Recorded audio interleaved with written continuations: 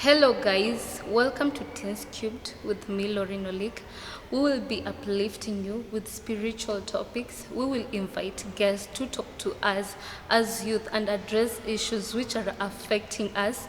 And not forgetting, we will have entertainment from our youths from different regions. Welcome. Hello guys, welcome to Teens Tube. You are with me, Lauren Olik, and today we have our guest. Hello. Hello. Sasa, Poa sana. you look amazing. Thank you so much. Okay, tell our viewers who you are. Okay. Hi, my name is Paris Njeri, current Miss Mohoko 2019-2020. But because of COVID, I'll be the next Miss Mohoko for at least next year. I'm still the current Miss Mohoko 2019-2020-2021. Thank you. Wow, that's good. Kindly tell us, umetuambia wewe ni Miss Mwihoko. Ndio. Tell us about it. Miss Mohoko mostly, ukisikia ni Miss Mohoko, most people think it's all about modeling. Yeah, it's all about modeling, not really about beauty, but also with brains too. It works very well. So about Miss Mohoko, when you're chosen to become a Miss, you have to do a certain project. Okay. So I came up with a project of, firstly I came up with a project of cleaning Kiriri Market. In Mohoko we have Kiriri. You know Kiriri University? Yeah. Yeah, early this year Kiriri was very dirty, Kiriri Market. So I thought of mobilizing friends and went to the MCA, to Honorable Benson Kingara, and I asked him if he could help us with the gloves and the dustbins and brooms too, so that we can go to the market and clean it. So I could not manage to do that project since the National Hygiene Program came through. That is the Kazi Mtaani. We always call it the Kazi Mtaani. The Kazi Mtaani is all about cleaning, so I could not do that project. Yeah, thank you. Okay, before you tell us about your projects, kindly tell us how was the journey to Miss Mwihoko? Nothing comes easy, Laureen. Nothing comes easy. Okay. I wanted to contest Miss Mohoko in 2018, 2019.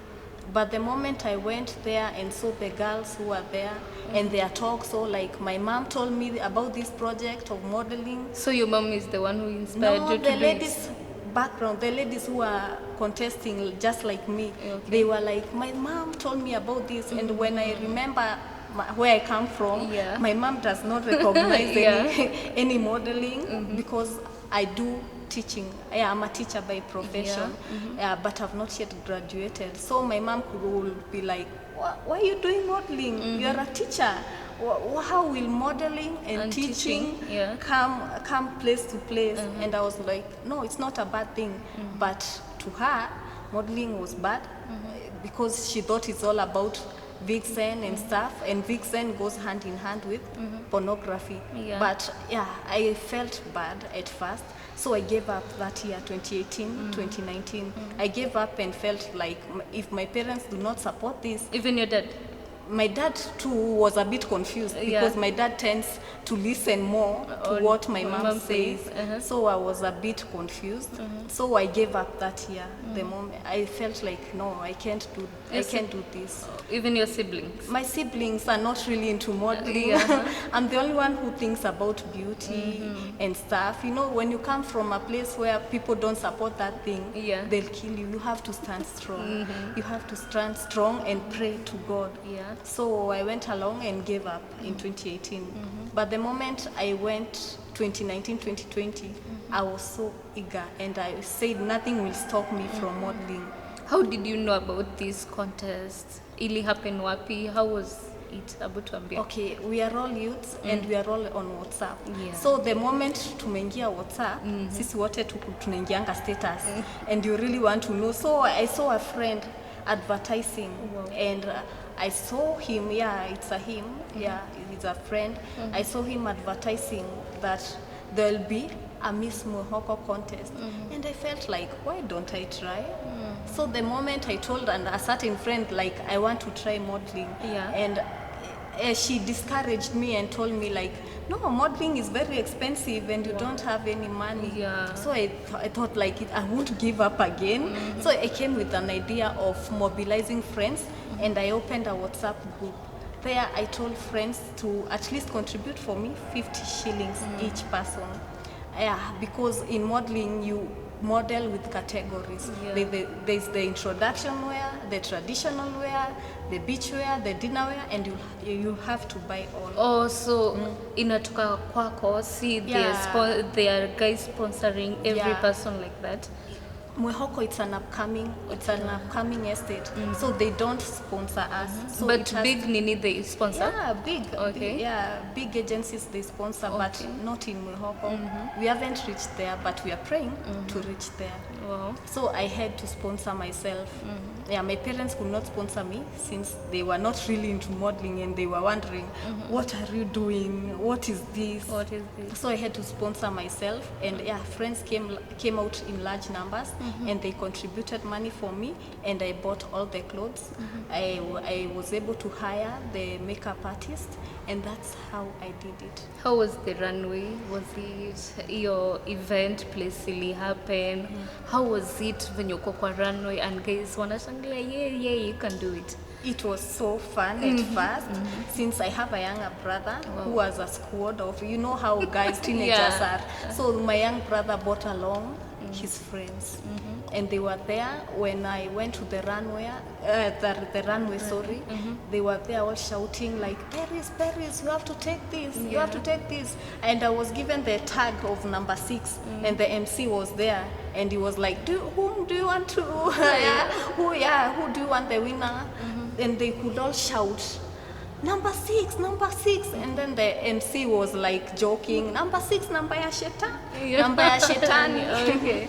Yeah, and I was like a bit confused what's happening here, but all in all, it was a nice journey. We modeled. I went, there were 5 categories, and I managed all. All? Yeah, Okay. I managed all. And in this runway, mulikuwa wote new in this thing ama they were guys when you were already experienced and you managed to get it? Yeah.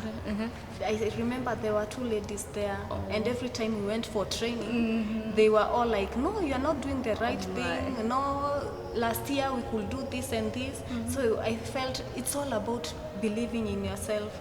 I love this song of Harmonize. Harmonize have sung a certain song of never give up, never give up. Yeah, so I went, there's the inner spirit that tells you, no, don't give up. Don't give up. Calling yourself into a meeting is all I urge you. Yani, go there, sit by yourself, say, I can do this, I can do this. Yeah, so I went there. And how was the feeling ile who's the judge amemsi ndo alikuita Paris Njeri is the winner? How was the feeling? The feeling was a bit, I had a lot of tension at first, Yeah. because they always start with the third runners-up. That's number 3. They start with number 3, third runners-up, they call out their name. Umeshikilia moyo. Umeshikilia moyo saa hizo, that runners-up, then they go to second runners-up. So when you look at them, you're like, oh, so they are the people who have taken the third and the second place, now who will be the first one? Okay. So the judge was a bit teasing us, like, DJ, give us a song. And I was there tensing, but the moment I heard my name, like, you know, people know me as Pesh as my nickname. So the moment the judge announced that the winner is Paris Njeri, they were a bit confused now, who's Paris? But the moment some of my few friends who know my name came to me, hugging me, and Yeah. they all came, hugged me, and it was the Home best. kulikalika kweli. No. So the moment tulikuwa tunaenda nyumbani, Okay. they agreed, like, let's walk here. By then hakukuwa na COVID. Yeah. COVID And by the didn't- way, mom came. Mom did not avail herself. She was like, what's happening? Now why are you doing this?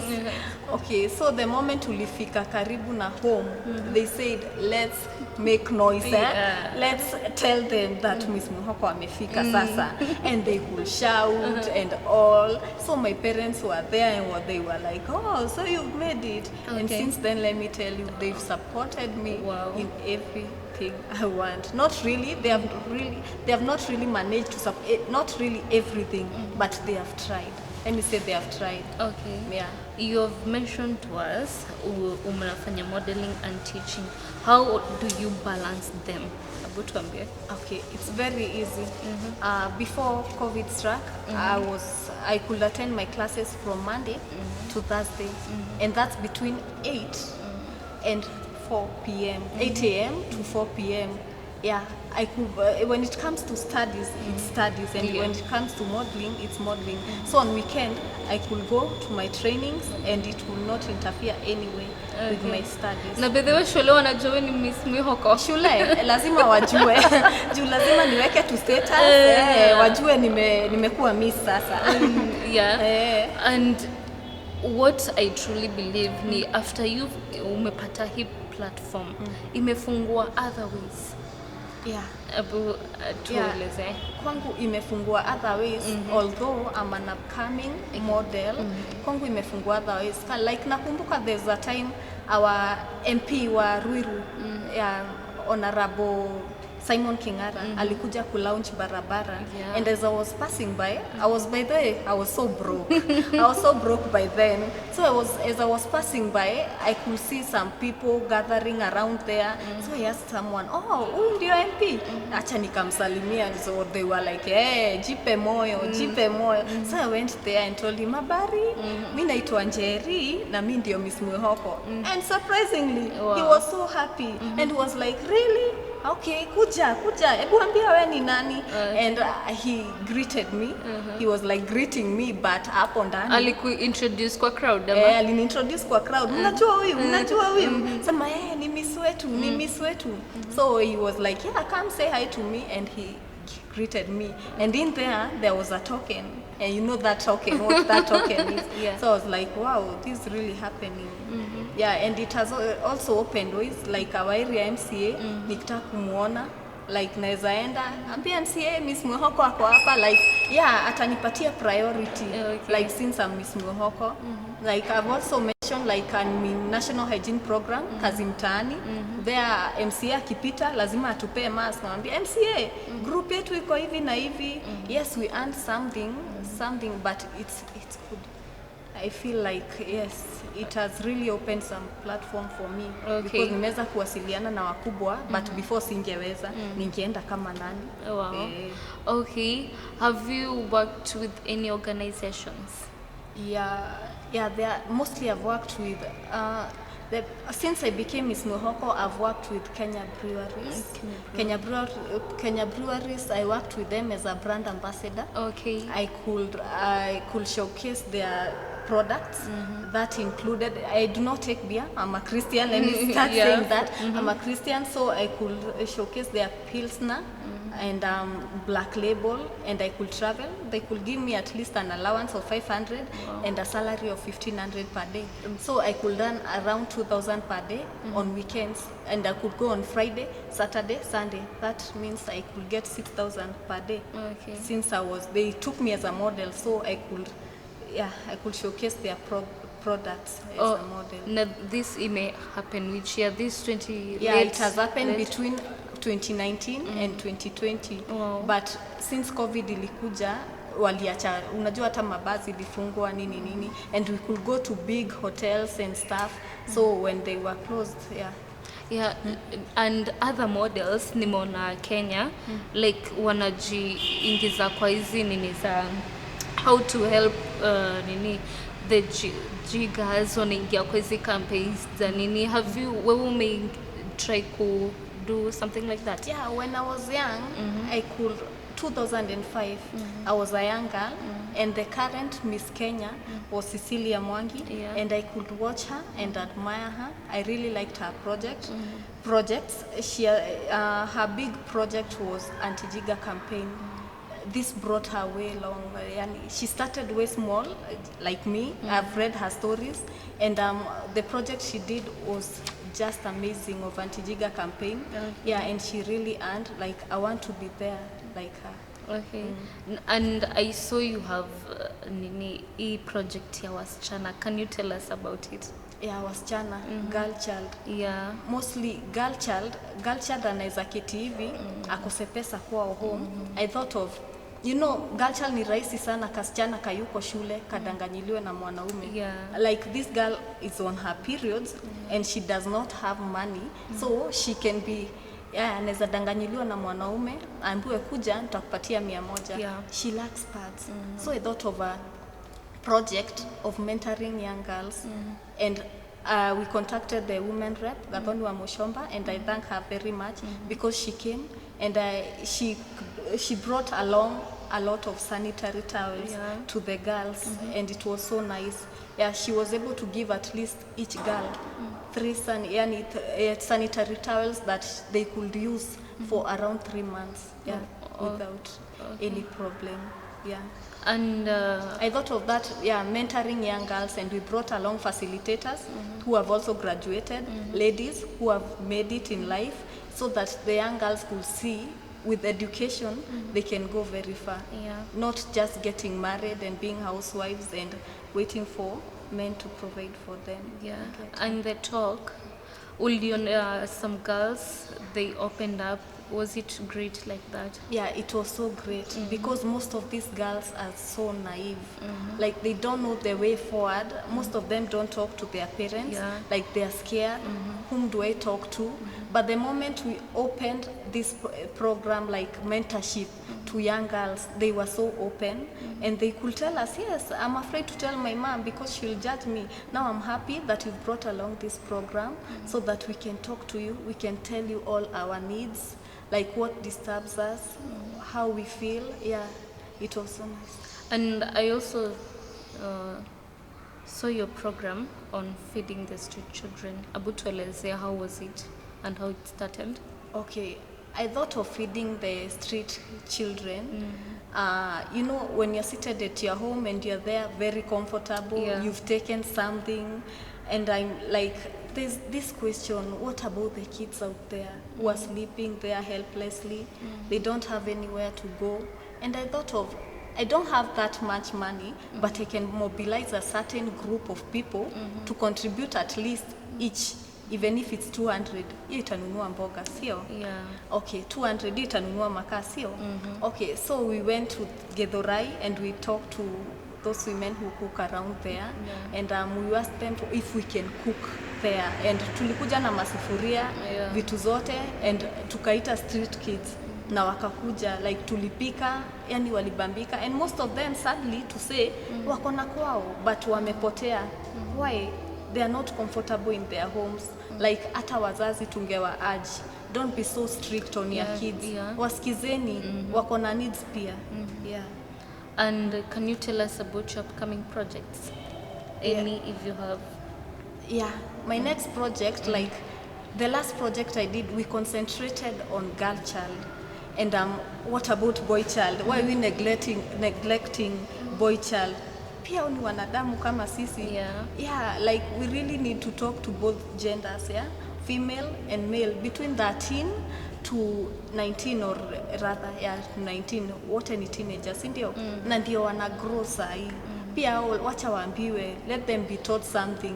What a graduate, or yeah, what a 40-year-old knows, a graduate wa 40 years, anajua mengi kuliko huyu mwenye ako hapa. So mbona asikuje awaambie mawaidha yote, like what you have to offer to them. Yeah, these are our leaders of tomorrow.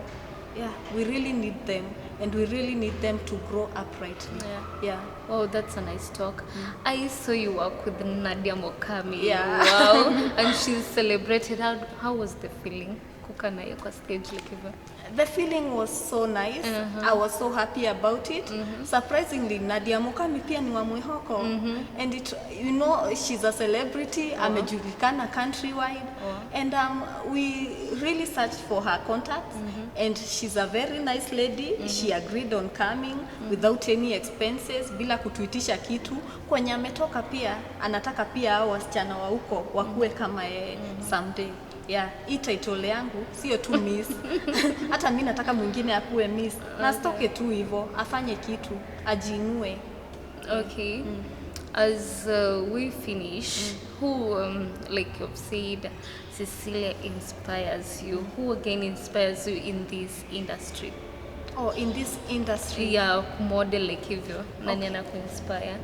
Okay, najua hanijui, but the moment we were young girls and the moment tulikuwa wadogo, wazazi walikuwa wanatufungia kwa nyumba na watuambia watch TV, mnaenda hapa nitarudi. So the moment nilikuwa na switch on to KTN, nilikuwa naona mtu anaitwa Tyra Banks. And Tyra Banks was the first black American kuchukua hiyo title. Like, I'm the Miss. Yeah, she was the first black. You know how kitambo kulikuwa na racism in America, and I saw her urgeness in wanting to become a Miss. Haikumstop at anything. She was black, yes, but alishinda in a country where kumejaa whites na ni kwa whites. So in me, yes, anijui, but she really inspired me to become a model. Yes, I've started in Mwihoko, but pia I'm hoping next time ni county. Wow. Amen. And is she also your role model? She's not really my role model. My role model, his name is Professor Ngodho Kariuki, and he's the Chancellor of Copperstone University in Zambia. Yeah, he's my grandfather. Wow. Yeah, and he's really into supporting someone. Whatever you choose to do, do it with all your heart. He does not judge. Like, if something is really earning you or is about to earn you, either now or in the near future, then do it. Wow. Yeah. Okay. And can you tell us your achievements, hata kama si kwa modeling, and everything, your achievements in life? Any achievements? Yeah. Achievements to start with. My own life is a living testimony. To start with. And being a Miss Mwihoko has really helped me in many ways, like meeting the honorables, meeting hawa waheshimiwa. Like, you know, hiyo ni platform ingine ya kuandika CV na uwapelekeo hand in hand. Like, I really need a job. Yeah, it's an achievement too. Another achievement is that I've become an orator. Kitambo hata singesimama mbele ya watu, but now that umekuwa Miss, like, you really have to talk. Unafaa kuongelesha watu, uambie hivi na hivi. Like, sikuwahi jua like naweza simama mbele ya watu. I've become an orator, naweza ambia watu this and this and that. Yeah. So, yeah, it's a really good feeling. Okay. And any challenges umepata? Yeah. Any challenges? Challenges azikosangi. Like, juu we ni Miss Mwihoko and I'm a Miss. So people expect me kila saa nikuwe nimeng'ara, nikuwe na makeup, sijui nikuwe nimefanya nini. Yeah, but niko hapa. Mostly siku hizi wanatumia jina kuomoka. So since wewe umekuwa Miss, you are supposed to be having a lot of money or a lot of influence kwa watu. But I'm just a person like any other. Niko kama yule, niko kama wewe. But like, nataka kukaa maisha simple, but watu wana expect like nikuwe na maisha ya upgraded, of which those are the challenges. Like, lazima ukae smart, ukivaa rabas ni vibaya. You need to be on heels. So why? Yeah. Okay, fine. And Nini, can you tell us, after 5 years unajiona wapi? After 5 years, inakaa long duration, but it's very short. Okay. Like, yes, I kama Miss Mwihoko, after 5 years, nataka kuwa nimefanya several projects. Like, nifike kama pale Cecilia Mwangi amefika. Yes, si lazima ni copy project yake, but with certain projects that nataka come up nazo. Nataka kuwa kama kwenye Cecilia Mwangi amefika, nataka kuwa nimefika hapo. Wow. Yeah, like, yeah. And as we finish the interview, can you encourage our youths? Anything? Can you tell our youths who are on drugs, who are giving up and all that? Abu, encourage? Yeah. Just like I said, Harmonize alituimbia na akasema, na ukasikiza hiyo story vizuri. It's a real life story. Never give up. Msikuwe pia influenced. Like, me before niingie campus, I thought of selling credits. Na hizo credo za Safaricom nilipewa kazi na dealer wa Safaricom. That means utauza tu kadi za Safaricom. Yeah, so na vile niliingia kwa ground kweli vitu ni different. Yeah. Vile niingia kwa ground, mimi nilikuwa natembea kuuza kadi kwa shop to shop to shop. Vile niliingia grao, kuna mtu wa gari imeandikwa Safaricom, anauza credit kama wewe. Kuna mtu wa motorbike anauza credit kama wewe. Kuna mtu wa bike anaenda na bike na uko on foot. Si mtu akukufa moyo atakufa moyo. Yeah. Yeah, but nilijiambia hapana, lazima nitauza na nitauza. And with that niliuza nikapata salary ya kwanza, nikabuy credit za Telcom na Airtel na nikaendelea kuuza na busy ka grow. Hivyo like never give up. Mi usema like do anything fun. Kitu inakufurahisha. Anything fun and progressive. Usifanye tu fun na ikuendelezi. Yeah, do anything fun and progressive, and that which can make money either now or in the future, because at the end of the day we really need to put something on our table. Utaishi kuomba wazazi wako. Yeah. Kindly tell us social handles. Okay, as I said earlier, I'm an upcoming model, so I haven't done much. Like hata simu, like sio ile ya like niko na iPhone, niko na nini. So I've started with just Facebook and Instagram. I'm not on Twitter, but all like if you'll find me on Facebook as Peshgaku. You also go to Instagram and find me as Peshgaku. Okay. Yeah, and if I can share my number, it's 0705 390 168. Nimepeana namba tusaidiane, si ati nikusaidie. Siwezi I cannot do it alone. Sio, and with God kila kitu is possible. Yeah. Okay, we are so honored to the interview and I loved it. Okay, guys, as we are going for our other segments, please stay tuned.